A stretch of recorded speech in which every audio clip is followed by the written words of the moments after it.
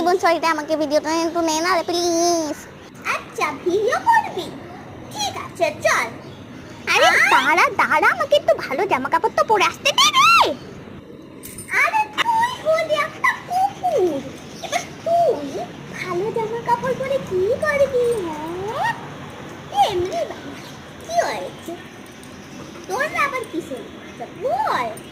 চল আয় না, আমি বানানো বোন, আমি তো না, আমিও যাচ্ছি। হ্যাঁ যা যা যা, তোর ফোন নিয়ে বাজে।